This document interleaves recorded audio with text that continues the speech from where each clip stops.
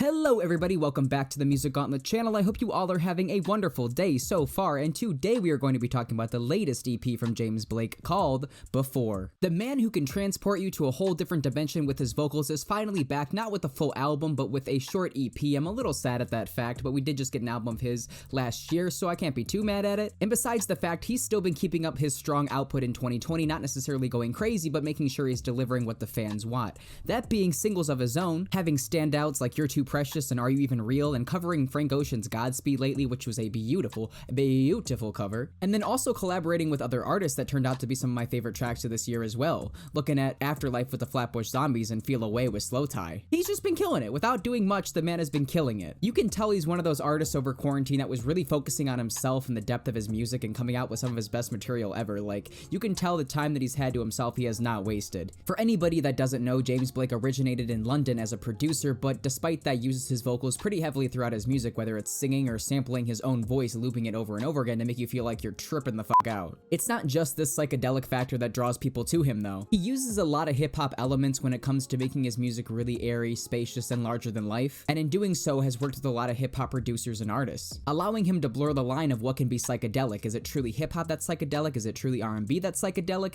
You can't really tell when you're listening to a James Blake album because he bleeds the worlds so well together. So in 2020, after being locked up this long and sitting on a batch of new music I can only imagine he has been working on, releasing some songs with selective artists and some songs of his own, and now finally having that new blonde look coming through, looking like Kanye. Is he going to be making some of his best material yet? None of the singles he released appeared on this project, so I'm going into this completely bare. And on top of that, my approach to this EP is going to be, if I were to review it after listening to it, I'd just be going track to track. But this way, I think I'm going to listen to each track and then give you my live reaction to each track as I'm done listening to it. So I'm gonna have to go track by track if I was reviewing it anyways, because it's only 4 songs long, so I might as well just listen to it and give you my thoughts and then give you like an overall thoughts at the end. So I think that's what I'm gonna do. But without further ado, ladies and gentlemen, let's get right into this EP from James Blake, starting with track 1 called I Keep Calling.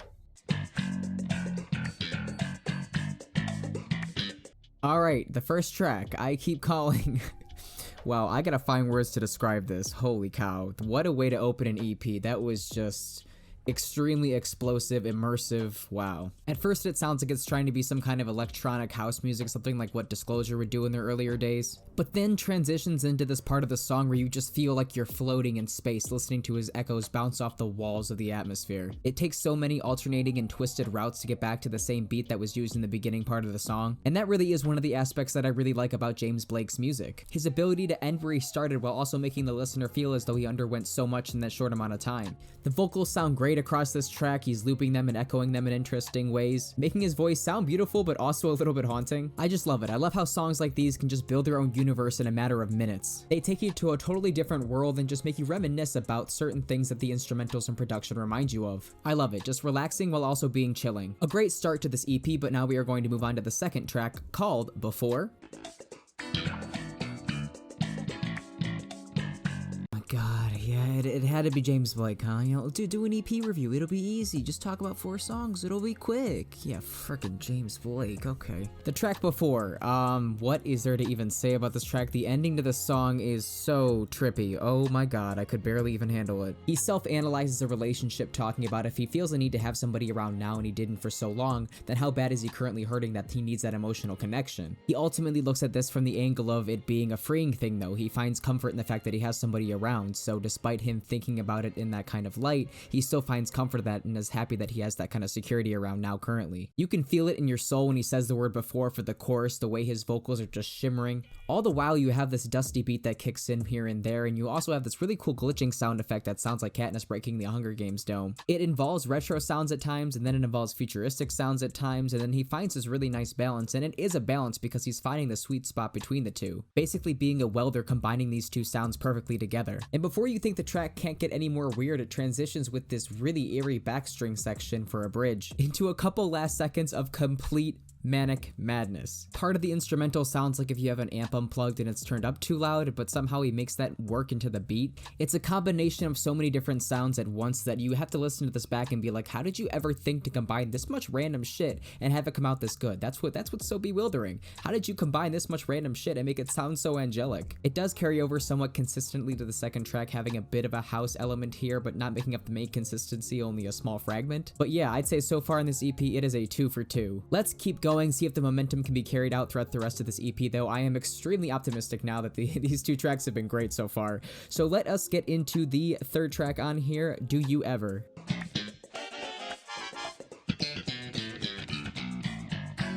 Alrighty, so this definitely wasn't my favorite song in this EP so far, but by no means is that a bad thing at all. The song is charming in its own way and has its own good things about it. It's just kinda off-putting though, because James Blake in this situation is painting himself as the desperate one, and we're supposed to believe his desperation and get along with his desperation just because there's a fun dance beat in the background and it has a nice groove to it. I like the topic of the song and I also like the way the song sounds, but when they're combined together it just makes an awkward fit. It definitely keeps up with the house sound being carried throughout this project, probably being the most evident it's ever been on this track here. He has this one snare line that follows out the entire track, but it's what he builds around that snare line that's so magical and breathtaking. He uses his vocals like sonic wallpaper, he has these eerie synth keys added into the mix, and of course there's a violin string outro towards the back end of this track because it's James Blake. And I gotta give him credit for choosing that song topic but yet also making it extremely dance inspired, so you can just not necessarily know the song topic but still have a fucking great time with the track. I personally am a fan when James Blake gets really psychedelic and he makes you like really just question your reality with his music, and that's not necessarily what he was doing here. It's a lot more grounded in house music like I mentioned. You could probably add this to a party playlist as filler and get away with it, but that's not a bad thing. I like how he's able to show off his versatility and prove that he can touch on other subgenres without actually getting too into that actual genre for a whole project. Because it's James Blake at the end of the day. He's gonna make sure it has a special touch to it to make it a transportive song despite how more mainstream guided it may be. And yeah, I don't think there's much more I could say about it. It was a good song. It wasn't my favorite like I mentioned, but still not bad at all. A good, well-rounded song for James Blake, and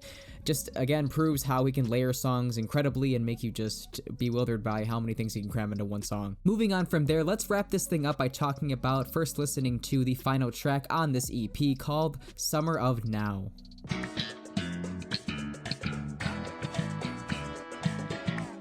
Alright, so Summer of Now. I really enjoyed this track. I really liked how it closed out the EP. But this is kind of a tricky situation though, because I like when he's sputtering his vocals out like on the track Don't Miss It, but I'm not a fan of the high-pitched vocal effect he uses that he layers his background vocals with, or at least part of them. It reminds me a lot of what Frank Ocean did on Nikes, which I don't understand why artists with perfectly good falsettos choose to use auto-tune in moments like these. I don't know how to some people that can sound complimentary towards the track. To me, it's just always off-putting when I hear a perfectly capable singer using a vocal effect like that. The main drum line and groove of the track isn't exactly the most crazy. Again, it carries over those house elements to make that sonic consistency throughout the project, so in doing that makes for again one of my not so favorite tracks on this project, but still upholds with its beautiful instrumentals and the way that James Blake integrates his voice to give it that floating through space and time effect. Along with using a lot of house type beats, he also relies on string instrumentals for a lot of this EP, which finds itself being the case at the end of this song as well, using these violin strings to eventually fade you out into the echoing silence of the finality of this project. I can appreciate it, but it wasn't one of my favorite performances from him. This is again a moment where he tries to combine his style with something that he's not all that familiar with, and in doing so can make it work, but it does sound a little off-putting when trying to do so.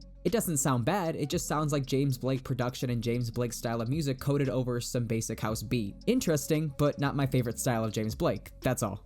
So my thoughts on Before in its entirety. This was a good EP overall. I really liked how he balanced the sound that people go to him for with trying out some new house sounds as well. The first 2 tracks do have their house elements, sure, but they're a lot more trippy and transportive using the James Blake vocal effects that he's been known to use. He uses these 2 first songs to ease you into the more house-centered beats that he's going to be using throughout the rest of the project. So people that love the James Blake style of music still have a safe couple of songs to go back to if they don't necessarily love the whole EP. I like how he's going outside of his comfort zone. I like how he's challenging himself a bit by having production that he's not known for using all the time. And in that way, it's like an exercise. The only way to get better at going outside your comfort zone is to do exactly that. And I think he found a good middle ground trying to do so. His music is still of extremely good quality and has such strong attention to detail. His songwriting is about on par with what James Blake's songwriting has been about, but it's just how he amplifies that and really makes you feel the emotion behind the words that he's saying, even if it's not the most engaging topic. He does enough where he can be labeled as an artist that's truly unpredictable. You can never go into a project by him, even if it's just an EP, you you can never go into a project by him and expect to know what you're going to hear. Listening to James Blake is almost like a cinematic experience, and the best kind of movies are movies that you can't predict the outcome of. So in listening to James Blake's music and not knowing necessarily how it's going to play out, I really find interest in that, and more times than not, it's an ending that I really enjoy. Just one I couldn't predict. The direction he takes his music, the different twists and turns to throw you off of the original beat is just masterful, and I really love how he's come to do that over the years and perfected it almost to a T where he can go outside of his comfort zone and still make it sound right at home for one of his projects.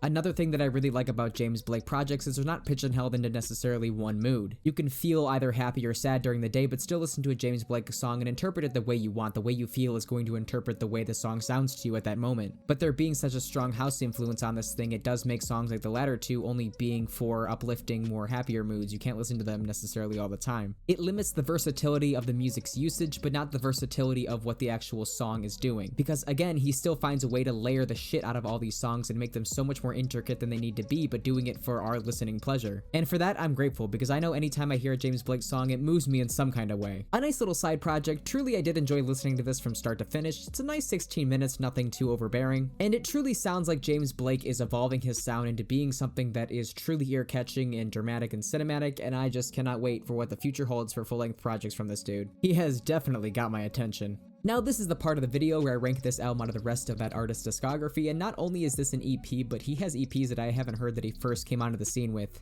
So I'm not going to be ranking this album out of anything. Instead, I'm just going to heavily recommend it to you. I think it is a great project. If you already like James Blake, then you should have heard this already. This is a great project. For anyone trying to get into James Blake, I wouldn't recommend this as your starting point, though. I would definitely check out Assume Form or something along that lines first before you jumped into an EP like this. But worth your time. Trippy, soothing, all the above. I think you should definitely check this project out. But I think that is all I got for you guys. Thank you for watching all the way into the end. If you made it all the way into the end, do you like this project more than I do? Do you actually think it's not one of his better EPs? Let me know in the comment section below. Of course, this is just my opinion, so I'd love to talk about it. You can also follow me on Instagram and Twitter, and we can discuss this EP there. And I think that's all I got for you guys. If you want to leave a like or subscribe, I would appreciate that as well, and I'll see you in the next one.